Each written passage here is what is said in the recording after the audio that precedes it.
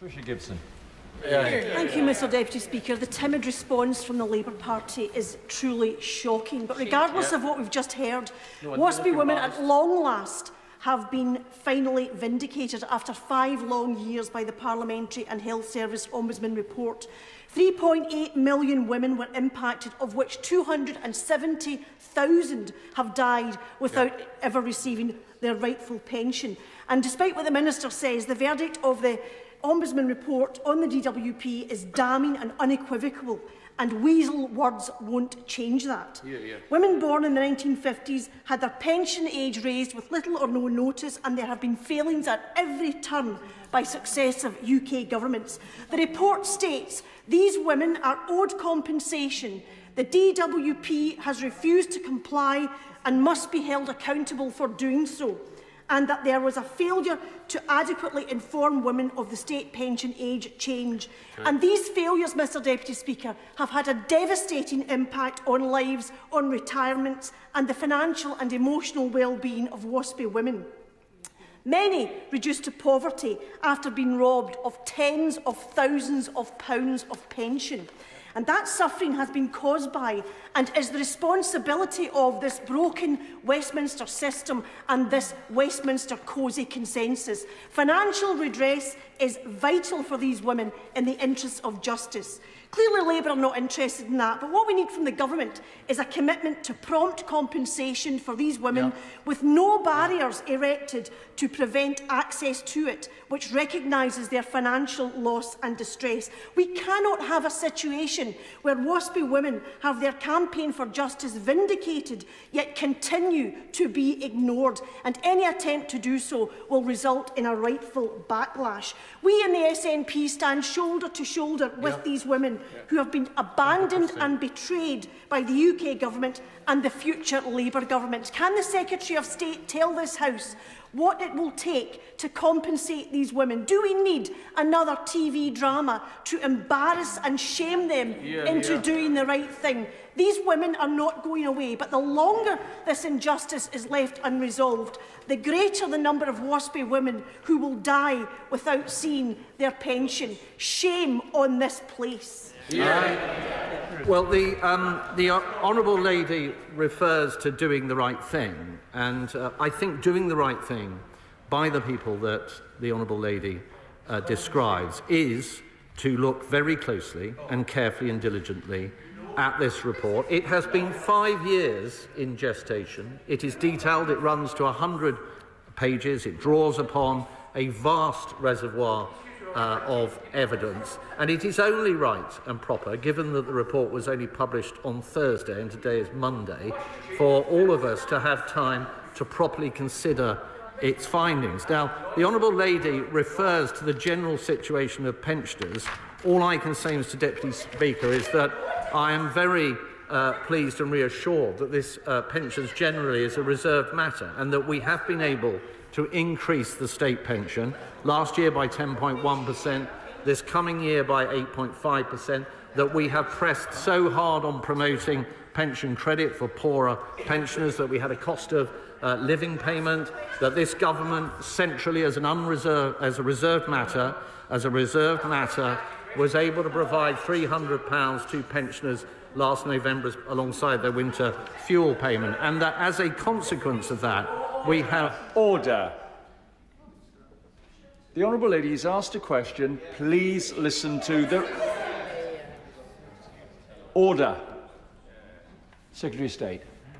Thank you, Mr Deputy Speaker. I was merely pointing out, Mr Deputy Speaker, the fact that we are standing full square right across the United Kingdom, full square behind our pensioners to support them, and that is why under this government there are 200,000 fewer pensioners in poverty after housing costs than there were in 2010. Deirdre Brock.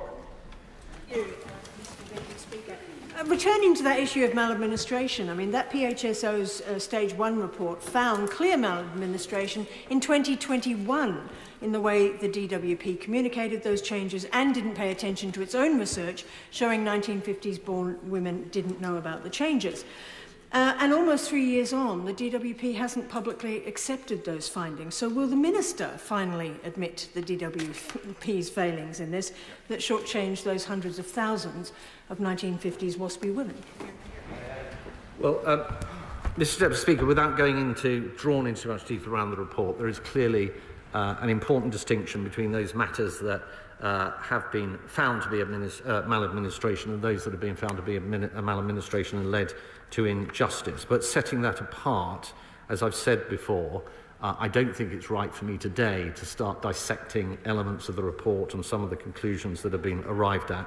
We will go away, look very carefully at these matters, and will engage with Parliament appropriately. Holly Marion Fellows.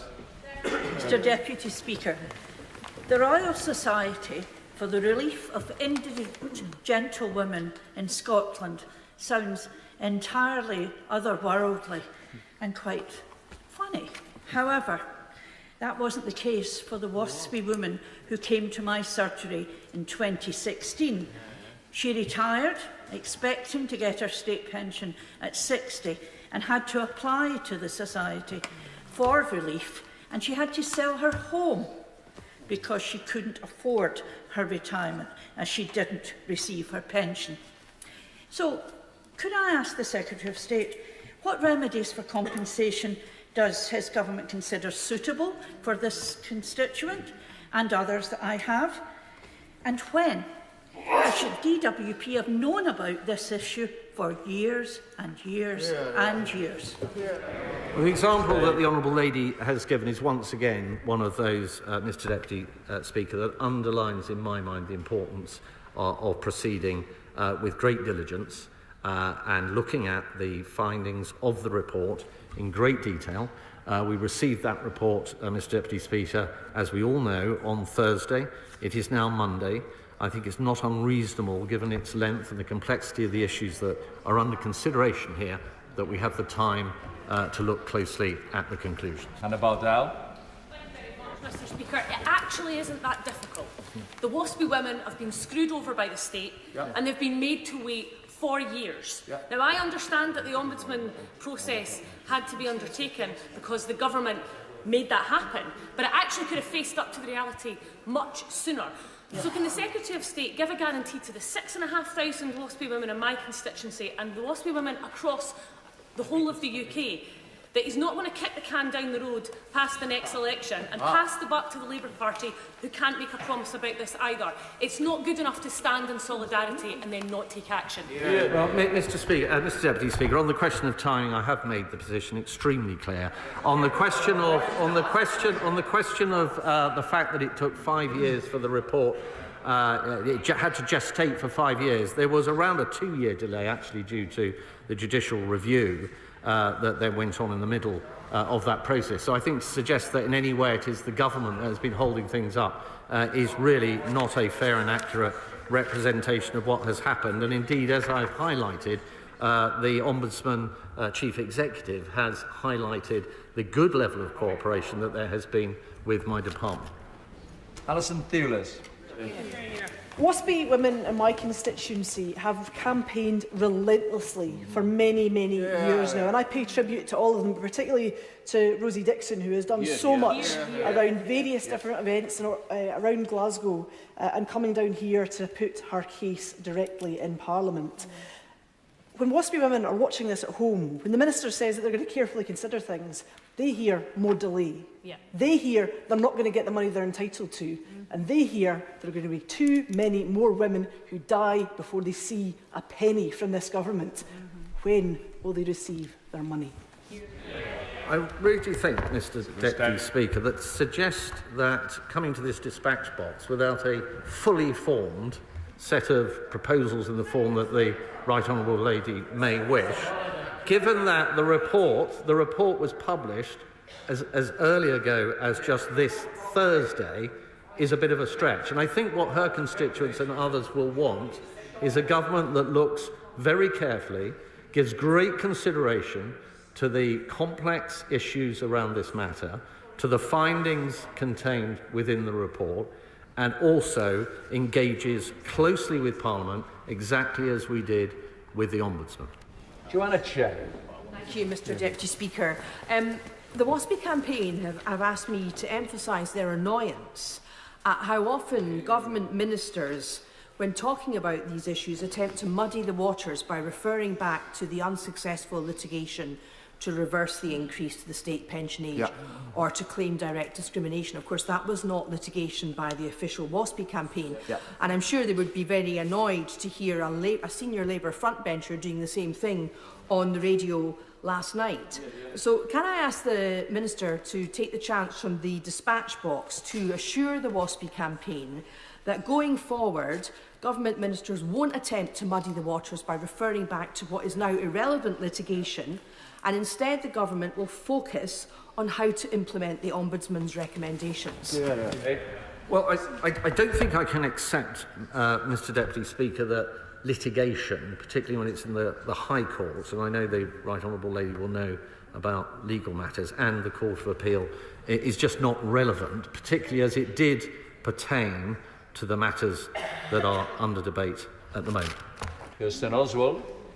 Mr Deputy Speaker, these 1950s women have been shockingly let down by Westminster.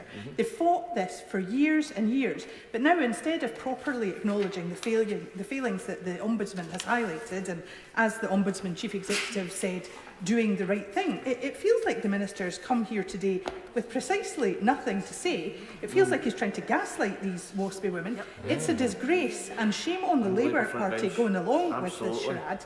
This is a terrible, protracted injustice which has devastated the lives of so many women.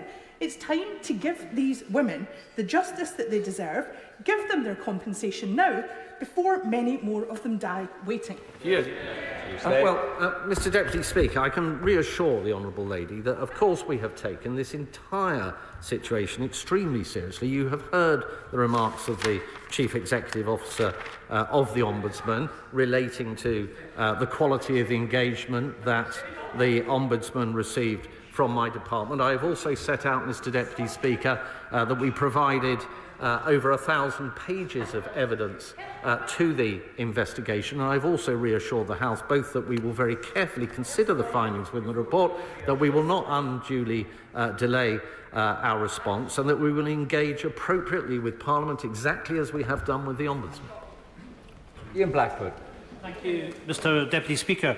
Can I say to the Secretary of State, we need to recognise that the Ombudsman has said that there has been maladministration. Let's remember that. And I would say to the Secretary of State, he needs to read the room. There's a consensus right across this chamber that compensation should be paid. And let's remember that this is about women who paid national insurance, anticipating of receiving a pension, and they were hit with a bombshell that their pension was being deferred, in some cases by up to 6 years, but with only 15 months written notice. Can you imagine what would happen in this place if it was announced that private sector pensions were being put back by 6 years? Rightly, there would be outrage, and it's right that there should be outrage as to what happened to the WASPI women. This was an entitlement taken away from them. Women that had a reasonable expectation of retiring denied to them. The government should have recognised the failings and should have compensated the 3.8 million years ago. Now we have the determination of maladministration. Let's make sure this is not another Horizon or a contaminated blood story. Let's make sure that the government comes back at pace after the Easter recess with firm proposals that the House can discuss. People can focus on their questions, please. That would be really useful. Secretary of State. Thank you, Mr Deputy Speaker. Well, I'm fully aware, as the Right Honourable Gentleman will know, what the findings of the report are. They do, of course, as he will know, raise many, many questions, and we need to look very carefully at those questions. We will not delay in so doing, but that is the reason why I have come to the House today to assure the House that we will do exactly that, and that we will engage with Parliament in an appropriate way. Kevin Newlands. Thank you very much, Mr Deputy Speaker. He talks about time, but it's nearly a decade since the WASPI campaign started, including rallies and protests, court cases, thousands of meetings to lobby MPs, and 273,000 women dying. And those who remain can perhaps see some light at the end of the tunnel. I say some light because the Ombudsman should have gone further in both the impact DWP malpractice had and the compensation it's recommending. But it looks like that light is actually a train with the Chancellor and Shadow Chancellor in control. After all that they've gone through, including my constituent, one of the test cases in the report, who at times has treated this like a full-time job, is he really going to ask them to wait just a little bit longer and then break convention and ignore the findings of the Ombudsman? Hear, hear, hear, hear. Well, given that we haven't responded to the findings of the Ombudsman for the reasons that I've given, that this needs to be done in a diligent and careful manner, I'm not sure that his question entirely, or his assertion, holds water. This report, Mr Deputy Speaker, was 5 years in the making. It is covering highly complex matters. There are many, many questions that are raised as a consequence. We will look at those questions and those findings extremely carefully and come forward to the House without undue delay, whilst engaging with the House in an appropriate way, which is what we did with the Ombudsman. Stevens. Thank you, Mr Deputy Speaker. I want to pay tribute to the WASPI campaigners in Glasgow who I met on International Women's Day at the Mary Barbara statue, including the great Cathy MacDonald, a fantastic Glasgow South West constituent. Mr Deputy Speaker, surely the Secretary of State accepts that it is unacceptable in 2024 that women continue to experience inequality in lifetime savings. Women would need to work an additional 19 years to have the same pension savings as men. So inequalities in lifetime savings, a gender pension gap and maladministration of state pension age changes. This is a triple whammy to 1950s born women. So when will they get justice and equal treatment? Hear, hear. The honourable gentleman concludes by asking the same question that has been asked now many times. There will be no undue delay. We will look at the issues, including some of the points that he has raised in the round, looking at the entirety of the report and all the points and conclusions that it comes to. He will know that there are many steps that we have taken to help to increase the level of women involved receiving pensions, including the auto-enrolment reforms that we have brought forward, which in the private pension space have had a very dramatic, shown a very dramatic improvement in the level of pension provision for women up and down the country. Alan Durans. Thank you, Mr Deputy Speaker, and good afternoon.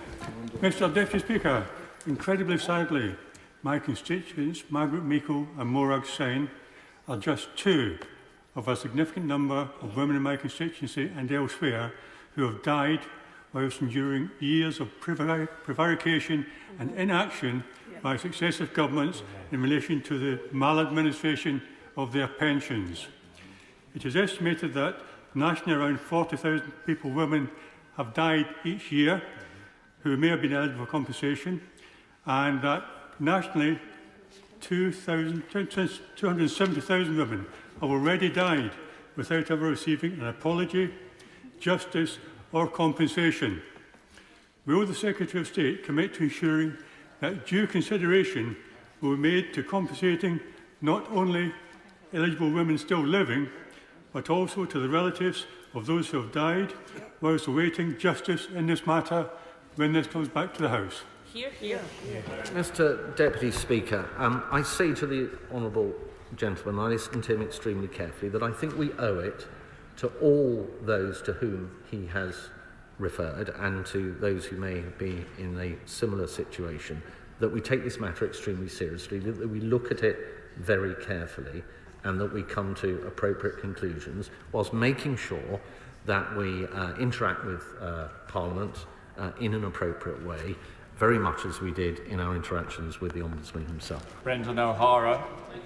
Mr Speaker, despite how the Minister might wish to spin this, the Ombudsman's report was absolutely damning, totally vindicating the WASPI Women and their campaign. Too many people thought, indeed fervently hoped, that they'd give up and go away, but they picked the wrong fight with the wrong woman.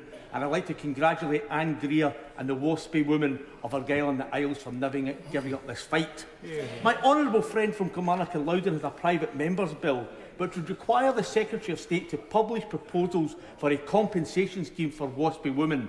The vehicle is there, Minister. Will the Government now work with my honourable friend from Kilmarnock and Loudon and support his private member's bill so that we can bring this to a conclusion as swiftly as possible?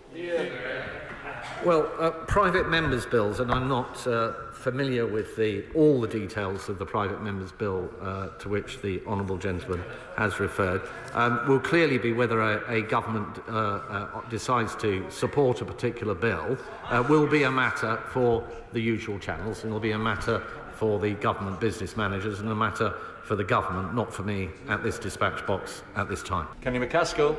Thank you, Mr Deputy Speaker. Sadly, we have had a reprisal of known facts, not the resolution of a manifest wrong. Governments frequently have to address the faults or failings of their predecessors of whatever political hue. That's called the responsibility of being in office, and it's part of the privilege of holding government. Equally, we also have to remember that when there's an institutional failure that goes across political parties and indeed government institutions, we have independent bodies to address them, such as an Ombudsman.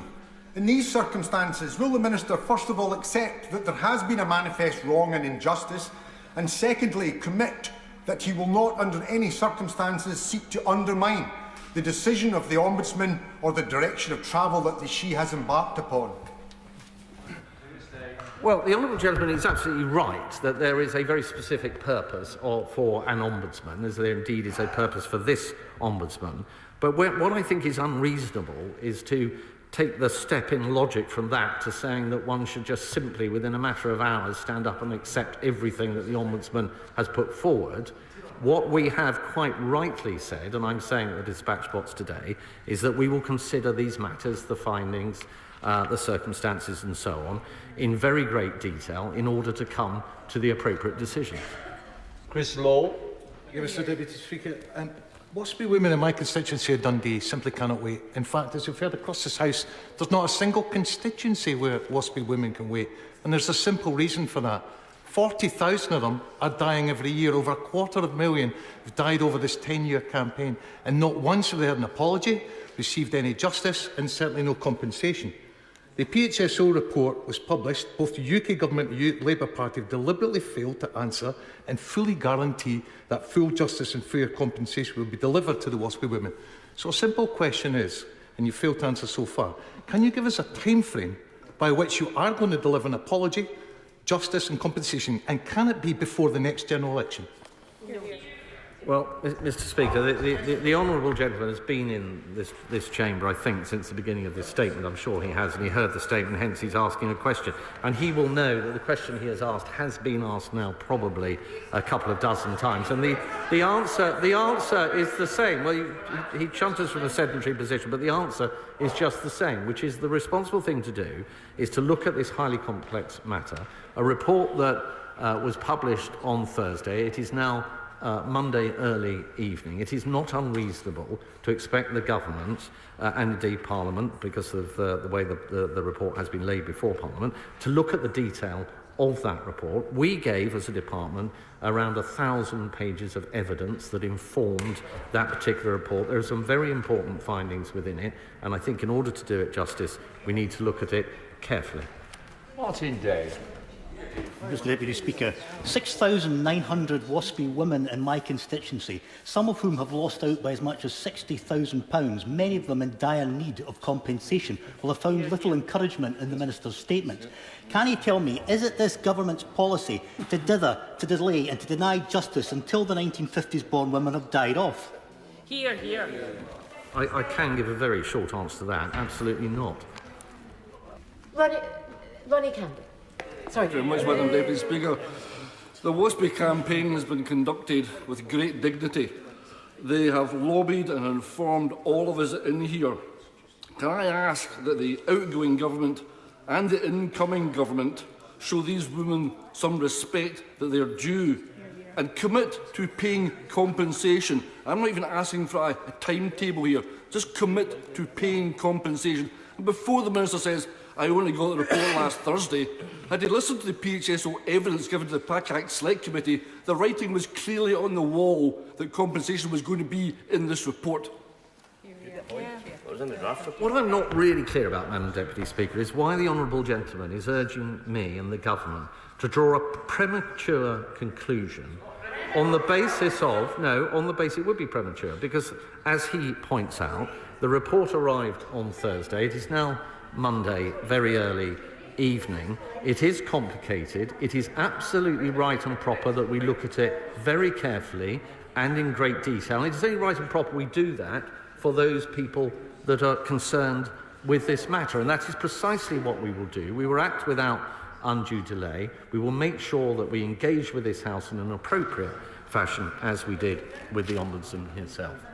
Stuart C. MacDonald. Madam Deputy Speaker, the expression justice delayed is justice denied has never seemed more appropriate, with so many thousands of WASPI women waiting for justice to be delivered and dying in the process. Madam Speaker, it's not just the 5 years waiting for the Ombudsman report, but it's years before that jumping through DWP complaints process hoops and independent case examiner hoops as well. So as well as delivering swift compensation, will his government look at fixing the system that has delayed for the best part of a decade delivery of justice for WASPI women? We will look closely at the report and we will draw, no doubt, many conclusions as a result of that process of careful examination of the findings and the points made within that report. And my commitment to the House is we will do that without undue delay, and that we will also engage appropriately with Parliament as part of that approach.